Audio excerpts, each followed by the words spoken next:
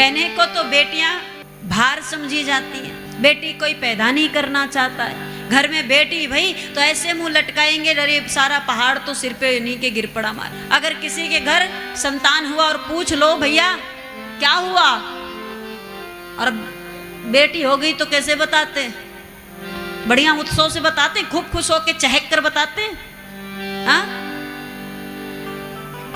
पर ऐसा क्यों महाराज? ये बेटियां घर की किलकारी हैं, घर की फुलवारी हैं।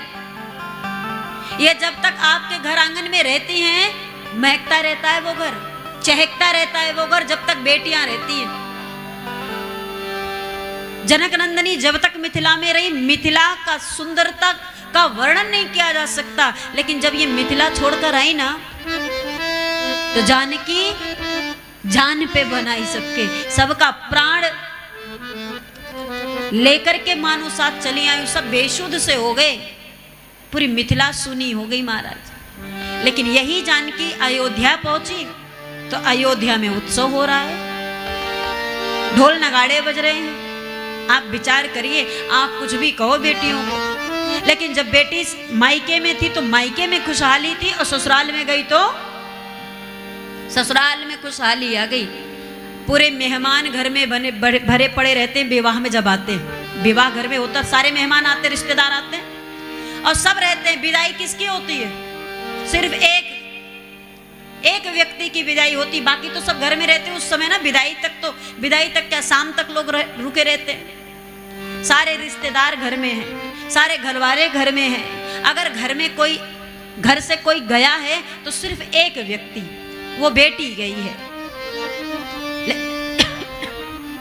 लेकिन फिर भी वो घर सूना लगने लगता है। ऐसा लगता है कि इस घर से न जाने कितने लोग चले गए हैं, चारों तरफ शांति शांति दिखाई देती। एक के जाने से कितना परिवर्तन घर में हो जाता है, वो पूरा माहौल बदल जाता है महाराज, साधारण बात नहीं है। और वही एक ससुराल में बढ़ जाती है। मायके से जब ससुराल गई तो उनके परिवार में, वर पक्ष के परिवार में एक सदस्य बढ़ती है, सिर्फ एक बहू, उसके आने से पूरे घर का रौनक बढ़ जाता है। वो मानो अपनी खुशियों को साथ में लेकर चली आई हो। सारी प्रसन्नता, सारी जो चहकती महकती रहती, वो सब बटोर कर लेकर ससुराल चली गई हो, और ससुराल में आनंद हो रहा है।